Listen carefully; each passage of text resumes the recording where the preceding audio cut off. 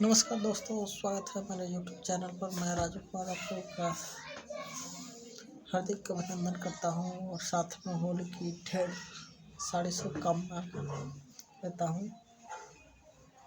आइए देखते हैं बिहार एक परिचय, जो कि इम्तियाज अहमद की बुक है। इससे बिहार स्पेशल एग्जाम्स के लिए हमने कुछ क्वेश्चन लाए हैं आपके लिए। BPSC, CDPO and Bihar Durga के लिए स्पेशल है। आइए आगे बढ़ते हैं। हम लोग यहाँ तक थे। पहला क्वेश्चन आ गया है बौद्ध धर्म से।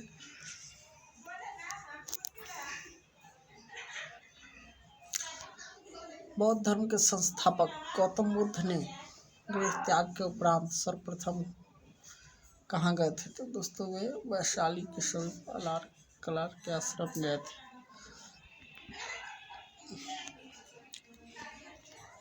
दूसरा क्वेश्चन है बौद्ध धर्म से। गौतम बुद्ध को कहाँ कौंडिल्य और 5 ब्राह्मण मिले? तो दोस्तों ये गौतम बुद्ध को कहाँ कौंडिन्य और 5 ब्राह्मण मिले? तो दोस्तों बोध गया में, यानी कि लोकवेला एक स्थान है, वहीं पे मिले थे। गौतम बुद्ध को ज्ञान प्राप्त कहाँ हुआ था? तो दोस्तों ये बोध गया में हुआ था, निरंजना नदी के तट पर। गौतम बुद्ध को किस नदी के किनारे ज्ञान की प्राप्ति हुई थी? चौथा क्वेश्चन है। तो इसका सही answer option number B, Niranjana नदी के किनारे। इसका डिस्क्रिप्शन देखते हैं। उन्हें ज्ञान की प्राप्ति बोध गया में निरंजना नदी के किनारे एक पीपल वृक्ष के नीचे हुई थी।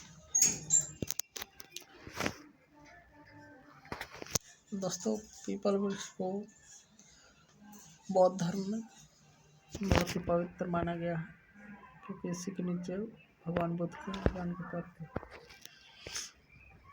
पांचवा है,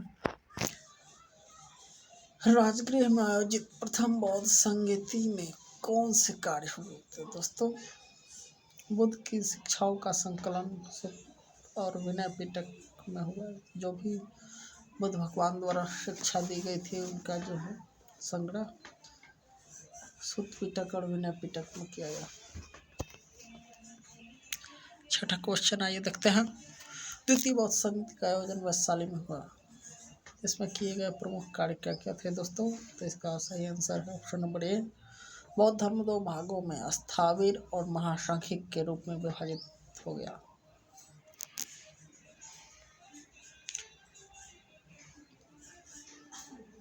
द्वितीय बौद्ध संगीति का आयोजन 383 ईसा पूर्व में हुआ था दोस्तों।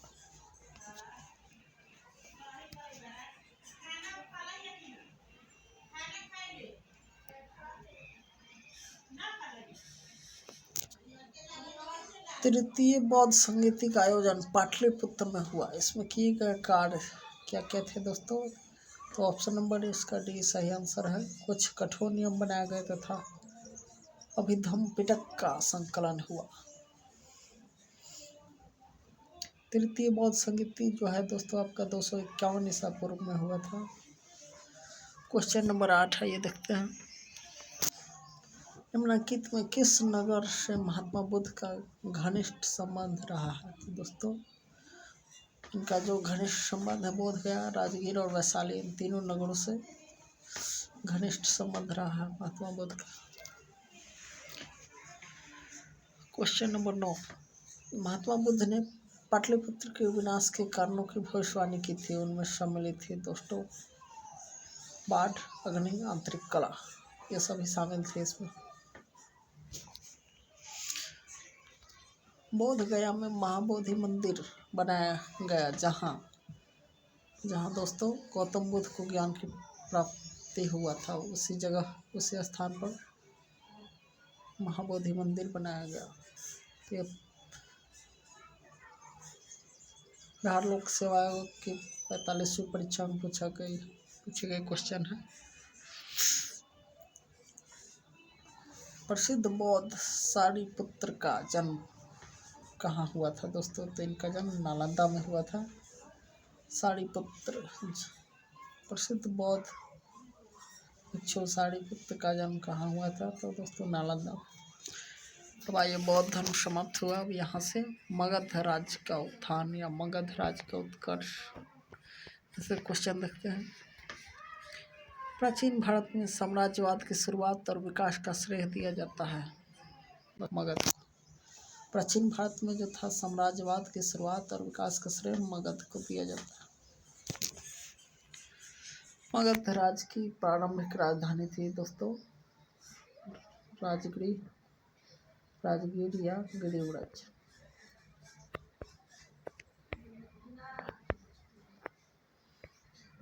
महाभारत तथा पुराणों के अनुसार मगध का सर्वप्रथम राजवंश था दोस्तों बृहद्रथ राजवंश जो था वो मगध का प्रथम राजवंश।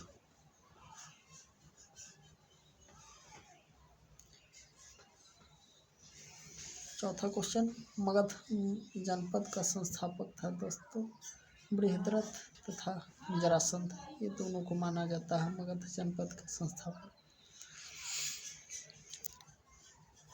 मगध साम्राज्य का वास्तविक संस्थापक था बिम्बिसार का शासनकाल 544 ईसा पूर्व से 493 ईसा पूर्व तक रहा है दोस्तों। बिम्बिसार एवं अजातशत्रु किस वंश के शासक थे? तो दोस्तों ये हड़प्पा वंश से संबंधित है, ये हड़प्पा वंश के शासक थे। बिम्बिसार को सैनिक तथा अजातशत्रु को कुनिक भी कहा जाता था। बिम्बिसार महात्मा बुद्ध का शिष्य था। मगध साम्राज्य का उत्कर्ष प्रारंभ हुआ दोस्तों बिम्बिसार के शासनकाल में। बिम्बिसार ने किस राजकुमारी के साथ विवाह किया था? तो दोस्तों ये जो किए थे कौशल देश की राजकुमारी चलना खेमा, इन सभी से, मतलब इसका ऑप्शन नंबर डी सही होगा। बिम्बिसार ने वैवाहिक संबंधों द्वारा अपनी स्थिति सुदृढ़ की। इसने कौशल देवी कौशल की, खेमा पंजाब की तथा चलना वज्जी संघ की राजकुमारी से शादी की थी, विवाह किया था। बिम्बिसार ने ब्रह्मदत्त को पराजित कर कौन सा राज्य जीता? तो दोस्तों ये अंग जनपद को ये जीत लिए थे बिम्बिसार। हड़प्पा वंश का दूसरा शासक था दोस्तों अजातशत्रु।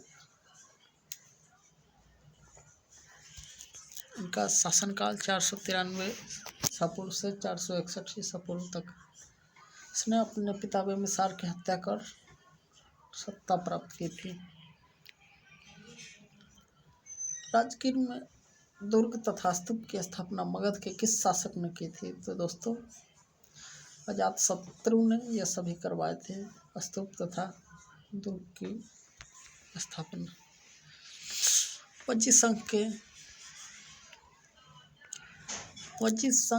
के लिच्छवियों को पराजित करने वाला मगध का शासक था दोस्तों अजातशत्रु जो था वो वज्जी संघ के लिच्छवियों को परास्त किया था। अजातशत्रु के साथ प्रेम संबंध के लिए चर्चित नर्तकी आम्रपाली कहाँ की थी? तो दोस्तों ये वैशाली की थी। आम्रपाली जो थी एक नर्तकी थी जिसका प्रेम संबंध अजातशत्रु के साथ था, ये वैशाली की थी।